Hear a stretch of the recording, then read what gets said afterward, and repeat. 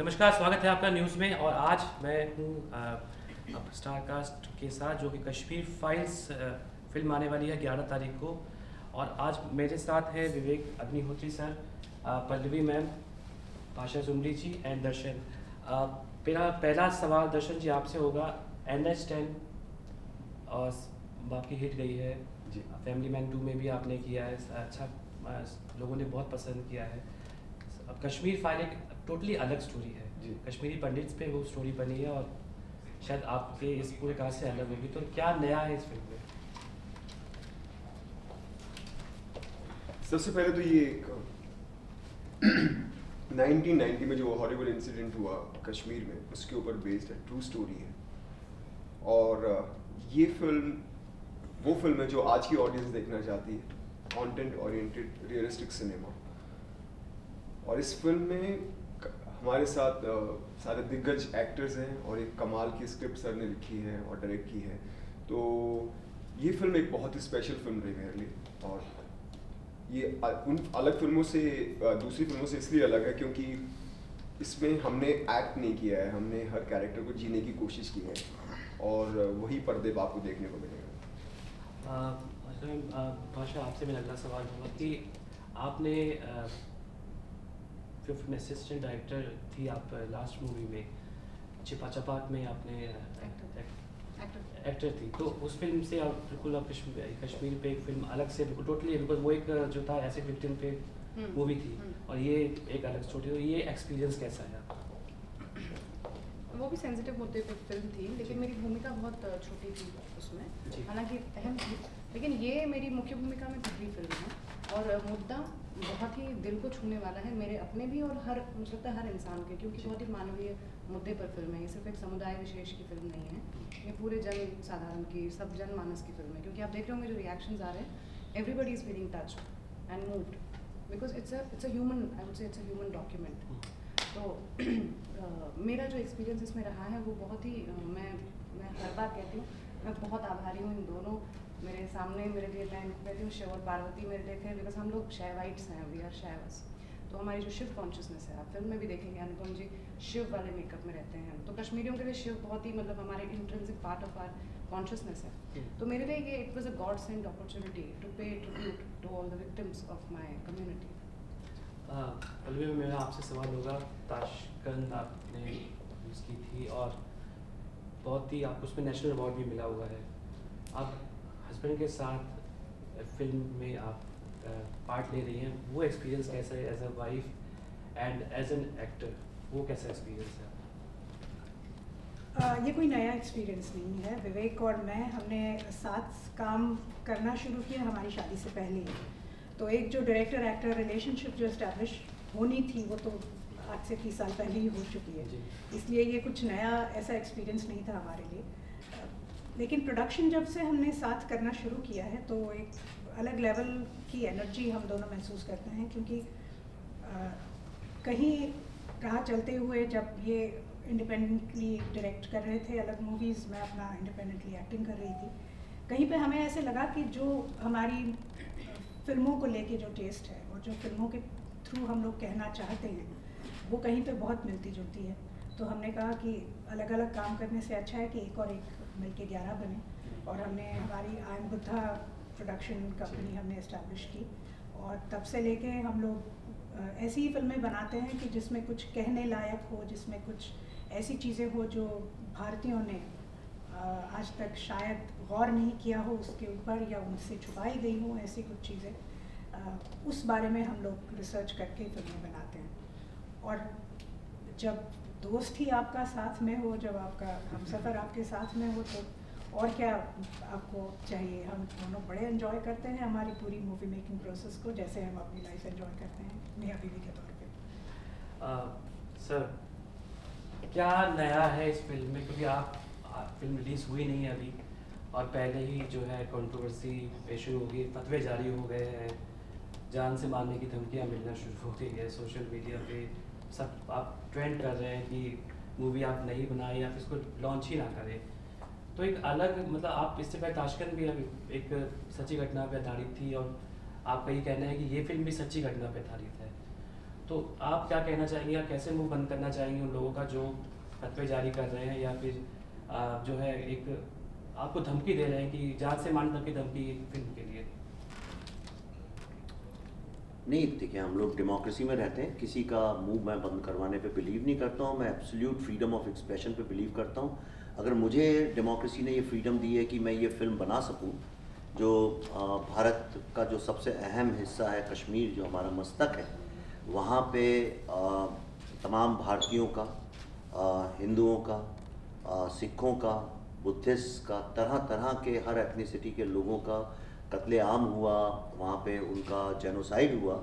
अगर मुझे उस पे फिल्म बनाने की फ्रीडम है तो लोगों को भी कोर्ट केसेस करने की, PIL करने की, इन सब चीज़ों की फ्रीडम है, तो मुझे उससे कोई प्रॉब्लम नहीं है। लेकिन एक स्वतंत्र देश में अगर एक फिल्म मेकर को धमकियाँ दी जाएं तो ये भी सोचना चाहिए कि हम किस तरह से सभ्यता, कल्चर, आर्ट, लिटरेचर इसका विकास होगा। लोग डर के मारे बनाएंगे नहीं और इसलिए बनाते भी नहीं हैं। तो ये सवाल तो सरकार से पूछना चाहिए कि भाई आप किस तरह की सरकारें आप लोग चलाते हैं कि आम आदमी इतना डरा डरा रहता है कि वो अपनी फिल्म भी नहीं बना सकता। फतवे इशू करने वालों को कोई डर नहीं लगता, लेकिन ह्यूमैनिटी की बात करने वाले डर डर के रहें। ये किस तरह का समाज और किस तरह का राष्ट्र हमने क्रिएट किया है? ये सवाल तो मुझसे नहीं पूछा जाना चाहिए, तो उनसे पूछा जाना चाहिए जो इसके लिए जिम्मेदार है। दर्शन, अगला सवाल मेरा आपसे ये है कि जो स्टार कास्ट आप अभी कर रहे हैं, जो आपने कई फिल्म्स में काम किया है और उसमें कश्मीरी पंडित का एक रोल निभा रहे हैं, तो वो भी एक रोल बिल्कुल अलग है। वो इस रोल को कैसे आप एडजस्ट कर पाए कि आपने वहाँ पर लोकल जो कश्मीरी पंडित हैं उनसे बात की थी, उसके बाद जो है आप ये फिल्म के लिए रेडी हुए और वो फिल्म में एक किरदार निभाया? जब मुझे पहली बार कास्टिंग के लिए कॉल आया, मुझे बताया गया कि कश्मीर फाइल्स फिल्म बन रही है और आपको कास्ट करने की सोच रहे हैं, तो आप डायरेक्टर साहब और पल्लवी मैम प्रोड्यूसर हमारे मिलना चाहती हैं। तो मैं जब इनसे मिलने गया तो मैम ने मुझे सबसे पहले ही जो इन्होंने पूरे वर्ल्ड में घूमकर जो कश्मीरी पंडित हैं 700 से भी ज़्यादा इंट्रोड्यूस किए, जिनके साथ रियल में कुछ घटा, वहाँ पर उनकी फैमिली के साथ कुछ घटा, जिनके बोलते हुए मुझे बहुत अजीब लग रहा था। आप समझ सकते हैं वीडियो देखते हो क्या रहा हुआ, जिनकी माँ के साथ रेप हुआ, जिनकी बहनों को मार दिया गया या वहाँ रख लिया गया, कन्वर्ट कर दिया गया उनको, वो सब अभी मुझे गूज़बम्स आ रहे हैं। वो सब देखकर मैं नम हो गया था। और एज एन एक्टर आधा काम मेरा वहीं कंप्लीट हो गया था, क्योंकि मुझे बहुत कुछ जो इंटरव्यूज़ थे या जो उन्होंने बोला था वो सब कुछ ही स्क्रिप्ट के अंदर है। एक वर्ड ना इधर से ना उधर से है, क्योंकि विवेक सर ने बहुत ही खूबसूरती से स्क्रिप्ट को लिखा है और जो सारे इंसिडेंट्स हैं उसको फिल्म में पिरो दिया है। तो वो हो गया था। उसके अलावा जितने भी पब्लिक डोमेन में है, जैसे अभी ट्रेंड कर रहा है रील और रियल, कि सरेआम इंटरव्यूज़ में कहा जा रहा है कि मैंने इतने लोगों को मारा, तो वो सब इंटरव्यूज़ देखे और ऐसे एक एक करके फिर मैंने कृष्णा पंडित को पर्दे पर लाने के लिए, कैमरे के सामने एक्ट करने के लिए उसको अपनी इमेजिनेशंस को यूज़ किया कि इस कैरेक्टर के साथ क्या घटा और क्या क्या इसने फील किया होगा। वो सब एक साथ इकट्ठा करके मैंने इस कैरेक्टर को प्रेजेंट करने की कोशिश की। भाषा, आप जो है बिलोंग्स करती हैं कश्मीर से, आप पैदा भी वहीं हुई हैं, तो क्या इस फिल्म को आप कास्ट करने में, इस फिल्म को आप एक्ट्रेस जैसे आपने रोल किया तो बहुत मदद मिली होगी आपको इस फिल्म में? हाँ, देखिए जैसे ना एक्टर को इमेजिन करना पड़ता है ना, तो मुझे इसमें इमेजिन कुछ नहीं करना पड़ा, क्योंकि पहली बात तो ये सच है और ये वो सच है जो मैं बचपन से सुनती आ रही हूँ। वो घटनाएं, वो जो एट्रॉसिटीज़ हमारे समुदाय पे हुई हैं, उनको मैं सुनती आ रही हूँ, जीती आ रही हूँ, तो मेरे अस्तित्व का हिस्सा है, मतलब it's a part of my being. तो जो कैरेक्टर मैं प्ले कर रही हूँ वो कोई अलग है ही नहीं, वो मेरी चेतना का हिस्सा है। जो शारदा पंडित है वो एक, जैसे मैंने कहा, हमारी जितनी भी फीमेल विक्टिम्स रही हैं उन सब का एक मिला जुला एक पर्सोनिफिकेशन है वो जो कैरेक्टर है। और वो करना मेरे लिए ऐसा नहीं है कि ईजी था, क्योंकि मैं वो जानती थी वो घटनाएं। अलग लेवल पे डिफ़िकल्ट इसलिए था क्योंकि एलियनेट करना जो है, कि खुद को उससे अलग भी रख पाना, खुद को इंसुलेट कर पाना कि ये ज़्यादा अफेक्ट ना करे, फिर भी बहुत हद तक अफेक्ट तो होता ही है, जैसे इन्होंने भी कहा, क्योंकि बहुत समय लगता है उस सब से निकलने में, क्योंकि आपको सब कुछ दोबारा जीना पड़ता है, क्योंकि है तो सत्य आफ्टर ऑल, कोई फिक्शन नहीं है। हाँ, पल्लवी, मेरा अगला सवाल ये है कि आप कई आपने सीरियल्स में काम किया है, छोटे से हम आपको देखते हैं, छोटी सी फिल्म जब आप छोटी थी तब से लेकर आज आप कश्मीर फाइल्स तक पहुंची हैं, तो ये सफ़र जो आपका रहा है और ये जो फिल्म आने वाली है वो क्या पहले जैसे आप तशकील पहले भी आप कर चुकी हैं और उसके बाद ये कश्मीर फाइल्स है, तो क्या ये आपके हिसाब से आपकी सबसे बेस्ट फिल्म होने वाली है? इस सवाल का जवाब देने से पहले मैं थोड़ा सा आपने इन दोनों को जो पूछा है मैं उसको थोड़ा एलैबोरेट करना चाहती हूँ। भाषा चूँकि खुद एक कश्मीरी पंडित है, ये सिर्फ बतौर एक्ट्रेस हमारे फिल्म से नहीं जुड़ी थी, ये हमारे लिए कश्मीर लैंग्वेज और कश्मीर कल्चर की कंसल्टेंट भी उस भूमिका में भी थी ये। तो जितनी भी लोगों ने कश्मीरी बोली है इसमें, सिर्फ अनुपम खेर जी को छोड़ के, क्योंकि वो खुद एक कश्मीरी पंडित हैं, लेकिन दर्शन की जो कुछ कश्मीरी लाइनें हैं, बाकी सारे लोगों को जो कश्मीरी बोलनी थी उसमें, उन सब को भाषा ने खुद तैयार कराया उनको। हर छोटी छोटी चीज़ में, जैसे कश्मीर का कोई घर दिखाना हो तो उसमें कालीन किस तरह का होना चाहिए, उसके पर्दे कैसे होने चाहिए, तो हमारे आर्ट डिपार्टमेंट से, हमारे मेकअप डिपार्टमेंट से, हमारे कॉस्ट्यूम डिपार्टमेंट से सब लोग भाषा से ही वो राय लेते थे, क्योंकि इन्होंने बहुत बड़ी भूमिका सिर्फ पर्दे पर नहीं, पर्दे के पीछे भी निभाई है। तो और जहाँ तक मेरी बात रही, देखिए हम लोगों का क्या होता है, जब भी हमारा कोई नया प्रोजेक्ट आता है तो हम अपनी पूरी तरह से उसमें जान डाल देते हैं और बहुत एक्साइटेड रहते हैं उसके लिए, और वो हमारा बेस्ट काम रहता है जब तक हमारी अगली फिल्म नहीं आती, अगला प्रोजेक्ट नहीं शुरू होता। तो जब तक कश्मीर नहीं आया था, अब मैं बहुत खुश थी ताशकंद के साथ, मुझे लगा कि अरे इससे बढ़िया तो मैंने कभी कोई कैरेक्टर किया नहीं, और जैसे ही कश्मीर की स्क्रिप्ट पढ़ी मैंने ताशकंद पीछे रह गई। अब मैं पूरा फोकस मेरा इस पे है, और मुझे लग रहा है कि कश्मीर जैसी दूसरी कोई फिल्म नहीं है, कश्मीर फाइल्स जैसी, up until I get my new project. अच्छा मैम, अगला सवाल भी आपसे यही, जब ये शूटिंग आपने कश्मीर में सिर्फ करी है कि आप उसके अलावा भी आपने कई लोकेशंस पे इसको शूट किया है? ये फिल्म देहरादून और मसूरी में शूट हुई है और कश्मीर में, ये 3 लोकेशंस में इसकी पूरी शूटिंग हुई है। और लोकल लेवल पे मैम आपको क्या सपोर्ट मिला है या क्या आपको कुछ प्रॉब्लम्स भी फेस करने को मिली? बिकॉज वो ये ऐसी स्टोरीज है कि जो कई सालों से कोई पॉलिटिकल पार्टी ने इतना ध्यान नहीं दिया, अब जाके इस पर फिल्म बनी है तो लोग इंटरेस्ट ले रहे हैं कि क्या है ऐसा कश्मीरी पंडित को जो कई सालों पहले हुआ था। अब इस फिल्म में क्या ऐसा है कि जो लोग आके उसे देखें, आपके हिसाब से ये एक हकीकत है, तो ये हकीकत है या इसमें कुछ और भी आपने ऐड किया है?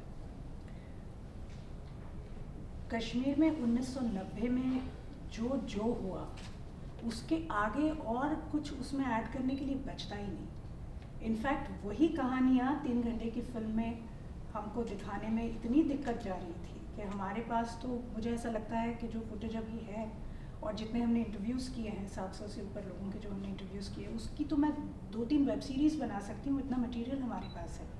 तो उससे आगे जाके कुछ ऐड करने की तो बात ही नहीं आती। और हम क्यों ऐड करें जब हमने ये तय किया है और ये लोगों को हमने प्रॉमिस किया है कि हम उनको कश्मीर का सत्य दिखाएंगे, तो सिर्फ वही दिखाया है, अपना पॉइंट ऑफ व्यू किसी को नहीं दिखाया है। हमारा पॉइंट ऑफ व्यू है जैसे आपका कोई पॉइंट ऑफ व्यू है, किसी और का कोई पॉइंट ऑफ व्यू हो।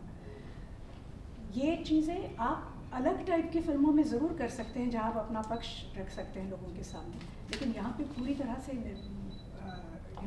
बिल्कुल we had to sit on the fence, निष्पक्ष होकर हमको ये फिल्म बनानी पड़ी, क्योंकि वही सत्य है कश्मीर का और वो दिखाना बहुत ज़रूरी था। भाषा, आपसे मेरा अगला सवाल होगा कि आप कश्मीरी पंडित हैं और आप कई सालों से वहाँ पर रह रही हैं और आप वो दर्द समझती हैं। इस टाइम के बाद, इतने टाइम के बाद जब फिल्म बनी, तो आपके मन में कैसा ख्याल आया कि आप क्या ऐसा अच्छा करें कि वो हकीकत लगे कि जो पहले कश्मीरी पंडितों के साथ हुआ था? आप क्योंकि कश्मीर से बिलोंग करती हैं, आपने लोगों से बात की होगी और कई आपके शायद रिलेटिव्स भी इसमें वहाँ से प्रॉब्लम हुई होगी, वो एक्सपीरियंस आप बताइए। देखिए, मैं कश्मीर से बिलोंग करती हूँ, मैं पैदा कश्मीर में हुई हूँ और उसके बस मतलब मैं माँ की गोद में ही वहाँ से पलायन हमारा हुआ है, तो मुझे कोई स्मृति नहीं है मेरे मातृभूमि की। और मेरे लिए इतना कष्टकारक है ये। देखिए, जैसे फिल्म का भी एक छोटा सा शेड्यूल था जो मतलब जिसमें मुझे बोला गया था कि if you want to come you can come Srinagar में, पर मैंने रिक्वेस्ट किया कि मुझे मत ले जाइए अपने साथ, क्योंकि मेरे लिए बहुत पीड़ादायक होगा वो चीज़, क्योंकि अपने जन्मभूमि में जाके होटल में रुकना, जहाँ बगल में ही आप जानते हैं आपका घर था, जहाँ आप पैदा हुए थे, जहाँ आपके माँ बाप इतना आपके पूरे पूर्वजों का इतिहास था, और वो बिल्कुल जला दिया गया, और आप वहाँ अपना घर कह के कुछ बोल नहीं सकते, कहने को वो आपका अपना जन्मभूमि है, वहाँ होटल में रुकना पड़े, तो इतना मैंने कहा मैम को कि मैम वो बर्दाश्त नहीं कर पाऊँगी, मुझे आप कश्मीर वाले शेड्यूल से वो करें। तो मैं रही हूँ, मैं पली बड़ी हूँ रिफ्यूजी कैंप्स में, आप फिल्म में देखेंगे रिफ्यूजी कैंप्स कैसे होते हैं, मैं उन्हीं में बड़ी हुई हूँ। और ये जो फिल्म है, इस फिल्म से मैं बताती हूँ as a Kashmiri Hindu, as a refugee, as a victim, मुझे आशा हो रही है अब कि, क्योंकि पहली बार जो हमारा डिनायल ऑफ जेनोसाइड है, जो डिनायल होता रहा, नकारा गया, उसको उसके विरुद्ध एक पहली और सबसे ज़्यादा इम्पैक्टफुल। देखिए ऐसे तो हम एक्टिविस्ट लोग हैं, हम नारे लगाते रहते हैं, हम जंतर मंतर पे धरने देते रहते हैं, और मैंने खुद भी वो सब किया है, मगर उसका वो इम्पैक्ट नहीं होता जो एक फ़िल्म का इम्पैक्ट होता है। और अब लोग बात कर रहे हैं, लोग इसको जेनोसाइड बुला रहे हैं, वरना अगर आप देखें हमारी जो वहाँ रिलीफ कमिश्नरी है, जो कश्मीरी पंडितों को, तो वहाँ माइग्रेंट हमें बुलाया जाता है, तो वो इंसल्ट, उससे बड़ी इंसल्ट क्या होगी? हम माइग्रेंट मतलब क्या, हम ना तो हम बाढ़ पीड़ित हैं, ना तो हम कोई है ना जैसे अर्थक्वेक विक्टिम्स हैं, हम ऐसा तो कुछ है नहीं। It was a human atrocity that was perpetrated on us, तो उसको नहीं मानना, ये सारे सिस्टम की एक चाल रही है। तो इस फिल्म में पहली बार तो एक्नॉलेज करवाया है और मानने पर मजबूर किया है सबको, across all the ideologies and parties and जो भी है ना, तो वो मेरे को बहुत आशा देता है कि ये फिल्म जो है हमें जस्टिस दिलवाने का सशक्त और सबसे मजबूत अब तक का एक पहल है, जिसका पूरा श्रेय सर और मैम को जाता है। तो भाषा, मतलब कि आप जो फिल्म रिलीज़ होने के बाद आपको लगता है कि शायद सोसाइटी में कुछ चेंज आएगा इस मूवी के बाद, या फिर जो अभी तक राजनीति हो रही थी इस फिल्म पे, कोई भी पॉलिटिकल पार्टी कभी ध्यान नहीं दिया है, तो मैं मैम से भी एक क्वेश्चन पूछा, कभी उन्होंने कोई पॉलिटिकल पार्टी ने ध्यान नहीं, तो क्या फिल्म एक इम्पैक्ट करेगी? वही मैं कह रही हूँ ना, मैं कह रही हूँ पूरी तरह से ये फिल्म हमें आशा देती है, मेरे पूरे समुदाय को आशा देती है, सभी विक्टिम्स को आशा देती है कि सोसाइटी में तो चेतना आएगी। सोसाइटी को तो पता नहीं था क्योंकि उनसे सब छुपाया गया, लेकिन जो पावरफुल लोग हैं, जो सिस्टम है, उनमें एक रिस्पॉन्सिबिलिटी आएगी कि नहीं, अब हमारा जो मतलब कहते हैं ना ब्रशिंग अंडर द कारपेट जो था वो एक्सपोज हो गया है, we have to acknowledge this and we have to do something about this, we have to give them justice. जी मेरा क्वेश्चन दर्शन, अब आप ग्राउंड पे थे उस टाइम पे जब ये शूट हो रहा था, आपने पूरा लोगों से बात की फिर, और ये एक्सपीरियंस कैसा था? क्योंकि कभी हुआ किसी के साथ भगवान करे वो चीज़ ना हो जो इस फिल्म में दिखाई गई है, तो एक पर्सनल फीलिंग भी होती है कि जो है ये जो हुआ या गलत हुआ या इसको नहीं होना चाहिए था या इस पर राजनीति की गई, आपका अपना पर्सनल इस पर क्या बोलते हैं? मैं ये पहले ही क्लियर कर चुका हूँ, जब मैंने फिल्म साइन करने से पहले ही सब देखा था, और उसी वक्त मुझे एज ए ह्यूमन बीइंग लगने लगा था कि ये बड़े शेम की बात है कि हम सबको रियलिटी पता ही नहीं है। इतना कुछ हुआ और हमें सिर्फ बताया गया कि कश्मीरी पंडित अपनी मर्जी से कश्मीर छोड़कर चले गए, तो वही सबसे पहली चीज़ थी जो आपकी चेतना को, आपकी अंदर की भावनाओं को जागृत कर देती है। और उसके अलावा कैरेक्टर को जीना, काम करना, ये अनुभव बहुत ही अलग रहा, और मुझे उम्मीद है इस हमारी फिल्म से लोगों को जो सच्चाई है, जो घटा है वहाँ पर, वो देखने को मिलेगा और उससे वो रूबरू होंगे, और उन्हें भी लगेगा कि जो हमारे सामने डिफरेंट नैरेटिव्स रखे जाते हैं उस पर ध्यान ना देकर हमें रियलिटी चेक करना चाहिए, हमें अपना दिमाग यूज़ करना चाहिए कि सच में क्या हो रहा है, और ये फिल्म उनको ये सब सोचने पर मजबूर ज़रूर करेगी।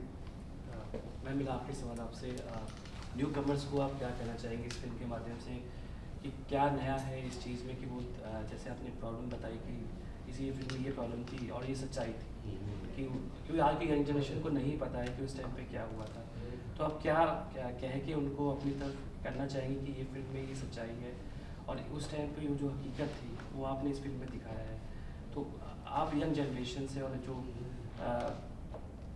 आने वाली फिल्म या फिर जो लोग देखेंगे इस फिल्म को, क्यों आए देखने के लिए, थोड़ा सा आप मुझे बताइए। न्यू कमर्स से आपका मतलब जो जो फिल्में बनाने वाले हैं? यंग जनरेशन जो देखती है आजकल, क्योंकि मूवीज अलग अलग आ रही है, Youth. ये मूवी तो Youth की टोटली बात हाँ है।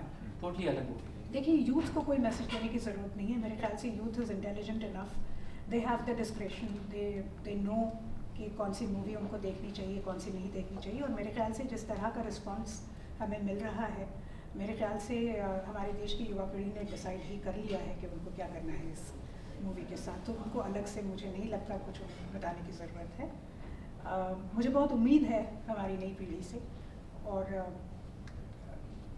मैं ऐसा समझती हूँ कि ये जो नई पीढ़ी है ये इतनी ज़्यादा इक्विप्ड पैदा हुई है that they have got a very sensible head on their shoulders. वो सिर्फ थोड़े से दिशाहीन हैं, क्योंकि हमारी सिस्टम ही हमारे देश का कुछ ऐसा है कि हर बच्चा दिशाहीन पहले होता है जब तक उसको अपनी राह नहीं मिलती। अब वो सही राह है या गलत राह है, वो तो हर एक इंडिविजुअल पे डिपेंड करता है। हमने एक राह दिखाने की कोशिश की है, और जो भारत का सत्य है, सिर्फ कश्मीर का नहीं कहूँगी मैं, क्योंकि ये भारत का सत्य है, कश्मीर हमारे देश का एक हिस्सा है। तो भारत का जो सत्य है, जो इतने दिनों से हमारे साथ जो धोखा हुआ है पिछले 70 सालों से, कि सिस्टम ने हमारे पॉलिटिक्स की वजह से हो, मीडिया की वजह से हो, जिनकी वजह से भी हो, ये बात हम तक आई नहीं, छुपाई गई है। तो ये जैसे हमने अपने जीवन के इतने सारे साल निकाल दिए, आधी ज़िंदगी बीत गई, उसके बाद हमें सत्य का पता चला। हम चाहते हैं कि हमारी युवा पीढ़ी को उसके बारे में अगर शुरू से ही पता हो, तो शायद जो बदलाव हम में आए हैं, हम सब में आए हैं इस फिल्म से जुड़ने के बाद, वो अगर हमारी युवा पीढ़ी में शुरू में ही आ जाते हैं, तो सोचिए उनका जीवन कहाँ से कहाँ जा सकता है। मैम विवेक सर भी है नहीं, तो उनका ही सवाल आपसे पूछता हूँ कि शादी से पहले जो आपका माइंडसेट था, आज की जनरेशन के हिसाब से क्या वैसे ही था कि शादी के बाद आप वैसे ही माइंडसेट लेके आपने शादी की थी, और जो फिल्म बनती है, जो बनाते हैं विवेक सर, वो आपका और माइंडसेट बराबर था कि नहीं ऐसी फिल्म बननी चाहिए, सच्चाई सामने आनी चाहिए? हाँ, आप मेरा अगर करियर ग्राफ देखें शुरू से, तो मैंने कमर्शियल फिल्में की ज़रूर हैं, लेकिन मेरा रुझान हमेशा थोड़ा सा उन दिनों जिनको आर्ट फिल्म कहा जाता था उनकी तरफ था। श्याम बेनेगल जी, गोविंद निहलानी जी, इनके साथ मैंने बहुत ज़्यादा काम किया है, अमोल पालेकर के साथ काम किया है, सुधांशु मिश्रा के साथ मैंने काम किया है, केतन मेहता के साथ मैंने काम किया है। तो मेरे सारे डायरेक्टर्स जो थे, उनसे मैंने बहुत सीखा है, सिर्फ फिल्मों के बारे में नहीं, जीवन जीने के बारे में, क्योंकि एक इन्फ्लुएंशियल एज होती है जो आपकी सबसे ज़्यादा इम्प्रेशनेबल एज होती है जब आप 16 साल के होते हैं। और 16 साल की उम्र में ही मैंने इन लोगों के साथ काम करना शुरू किया। तो इन्हीं के वजह से मैं तब मिल्सन बून जैसे रोमांटिक नॉवेल्स पढ़ती थी, श्याम बेनेगल ने मेरे हाथ से वो निकाल के फेंक दी और वो हेनरी की बुक मेरे हाथ में दे दी। तो कौन सी चीज़ें, क्या अच्छी चीज़ें पढ़नी चाहिए, कौन सा अच्छा सिनेमा देखना चाहिए, ये सारी जो होनिंग होती है आपकी, वो मेरी सारी इन्हीं लोगों की वजह से हुई है। तो मैं एक बहुत ही अलग तरह की मैं व्यक्ति हूँ। विवेक से जब मेरी मुलाकात हुई, तो विवेक तब तो कमर्शियल्स बनाते थे, एडवर्टाइजिंग फिल्म्स बनाते थे, वो तो फिल्मों में थे भी नहीं। उसके बाद उन्होंने टेलीविज़न करना शुरू किया, और जब उन्होंने करियर अपना शुरू किया तो कमर्शियल फिल्मों से ही शुरू किया। और ऐसी बात नहीं थी कि मैं कहीं पे अपना थिंकिंग उनके ऊपर थोपना चाहती थी, क्योंकि वो उनका जीवन था, उनका डिसीजन था। लेकिन कहीं पे मेरे ख्याल से उन्होंने ही ये बदलाव महसूस किया, और वो अलग तरह की फिल्में बनानी उन्होंने शुरू की। और जब मुझे ये बदलाव दिखा उनमें, तब मैंने कहा कि हम दोनों फिर साथ जुड़ के करते हैं, क्योंकि अब एक ही राह पर चलना है, तो चलो साथ साथ चलते हैं। बहुत बहुत